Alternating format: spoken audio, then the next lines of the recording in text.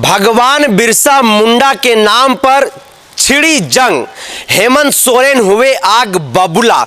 कौन सी वह वजह है, ऐसा क्या हो गया है जिसके कारण भगवान बिरसा के नाम पर जो है वह जंग छिड़ गई है और हेमंत सोरेन आग बबूला हो गए हैं और पूरे देश में यह जो जंग है फिर से एक बार चर्चा का विषय बन गया है। और केवल 12 घंटे का जो है वह वक्त बिता है और 12 घंटे के वक्त में यह जो जंग की जो आवाज है, जो स्वर है, वो पूरे भारतवर्ष में कहीं ना कहीं फैल चुका है और पूरे भारत के जो 12-13 करोड़ आबादी आदिवासियों की है, उन आदिवासी समुदाय में भी जो है इसको लेकर के खासा आक्रोश जो है वह देखा जा रहा है।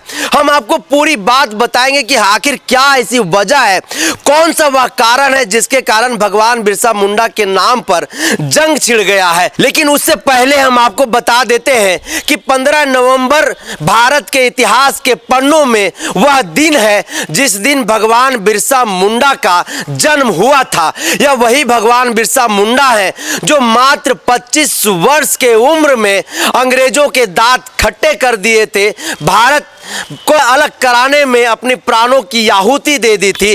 और जिस प्रदेश में हम लोग रहते हैं और झारखंड जो आज राज्य है, उसी झारखंड प्रदेश के खूंटी जिले से जो है भगवान बिरसा मुंडा आते थे।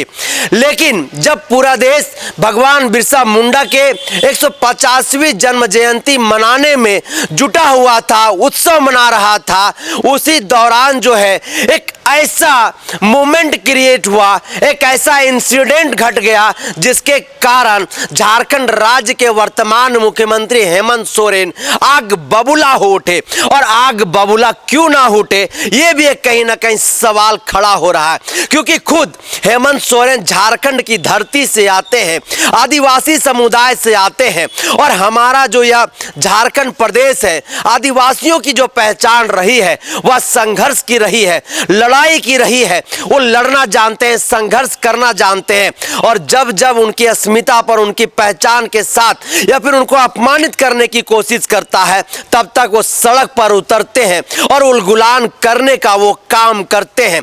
और ठीक इस 150वीं जयंती पर जो है वही तस्वीरें निकल करके सामने आ रही है। तो हम आपको बताते हैं कि वह असली वजह, वह कारण क्या है जिसके कारण भगवान बिरसा मुंडा के नाम पर जंग छिड़ गया है। देश की राजधानी रांची में सराय काले खां जो है एक जगह है जहां पर आईएसबीटी एक बस स्टैंड है जो अंतरराज्यीय बस अड्डा के तौर पर जाना जाता है।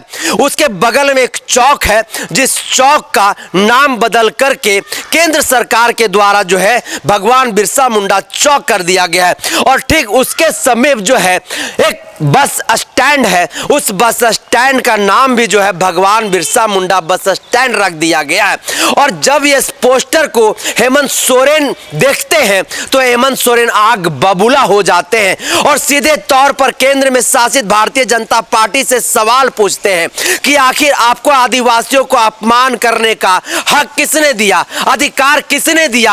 आप लोग तो हमेशा से जो है हम आदिवासियों को नीचा दिखाने का काम करते आ रहे हैं, आप हमेशा हमको अपमानित करते आ रहे हैं। और सराय काले खां जिस शख्सियत के नाम से रखा गया था, आखिर उन्हें भी आप लोगों ने क्यों अपमानित किया? और भगवान बिरसा मुंडा का नाम एक बस स्टैंड के बाहर चिपका देना, क्या यह आदिवासियों का अपमान नहीं है? अगर आप लोगों को सम्मान देना था तो फिर जो नया संसद भवन बना है, आखिर उसका नाम आप लोगों ने भगवान बिरसा मुंडा के नाम पर क्यों नहीं रखा? आखिर क्या आप लोग चाहते हैं कि इसी तरीके से जो है पूरे भारत में आदिवासियों का अपमान होता रहे? और यह जो है आप लोगों ने जो किया है यह एक कृति है और इस कृति का बदला जो है इस बार झारखंड प्रदेश की जो लोग हैं वो कहीं ना कहीं वोट के दम से, वोट के बल पर जो है वो कहीं ना कहीं लेने का काम करेंगे। अगर आप लोग भगवान बिरसा मुंडा को सम्मान ही देना चाह रहे थे तो सेंट्रल विस्टा जो आप लोगों ने बनाया है, उस सेंट्रल विस्टा का नाम आप लोगों ने भगवान बिरसा मुंडा का नाम क्यों नहीं रखा? आखिर सराय काले खां के बगल के चौक का नाम रख करके आखिर आप लोगों ने क्यों हम आदिवासियों को, भगवान बिरसा मुंडा को अपमानित करने का काम किया है, इसका जवाब देश के 13 करोड़ आदिवासी समुदाय जो है वो आपसे मांग रही है और इसका जवाब देना पड़ेगा। और यह पहली बार नहीं है जब केंद्र शासित भारतीय जनता पार्टी के द्वारा आदिवासियों को अपमानित किया गया है। इससे पहले भी आप देखिए तो कभी आदिवासियों को वनवासी कहा गया, तो कभी इन्हें सनातन के साथ जोड़ा गया, कभी इन्हें हिंदू बताया गया। तो आखिर कब तक आदिवासियों को इस तरीके से अलग अलग एजेंडों के तहत जो है वह अपमानित करने का सिलसिला जारी रहेगा। लेकिन जिस जंग की आवाज हेमंत सोरेन ने बुलंद की है, जिस जंग को उन्होंने छेड़ा है, इस जंग की आवाज पूरे भारतवर्ष के आदिवासी समुदाय में कहीं ना कहीं देखने के लिए मिल रहा है। और पूरे देश के आदिवासी जो है इसके खिलाफ सड़कों पर उतरने के लिए तैयारी कर रहे हैं, जगह जगह बैठकें आयोजित कर रहे हैं। कई ऐसे संगठन के लोग हैं, जब हम लोगों ने उनसे बातचीत किया तो सीधे तौर पर उन्होंने कहा कि सबसे पहले तो झारखंड प्रदेश में हम लोग भारतीय जनता पार्टी को जो है यहां पर वोट के चोट से देकर के बेदखल करने का काम करेंगे। हम लोग झारखंड से इन्हें भगाने का काम करेंगे, सफाया करने का काम करेंगे और पूरे देश में जो है हम लोग जगह जगह पर इनका पुतला दहन करेंगे और भगवान बिरसा मुंडा के तर्ज पर एक उलगुलान करने की जो है आगाज करने जा रहे हैं। और ये जो लोग आदिवासियों के नाम पर, ये जो लोग हैं जो हम लोगों को अपमानित करते हैं, ऐसे लोगों को सबक सिखाने का भी हम लोग काम करेंगे।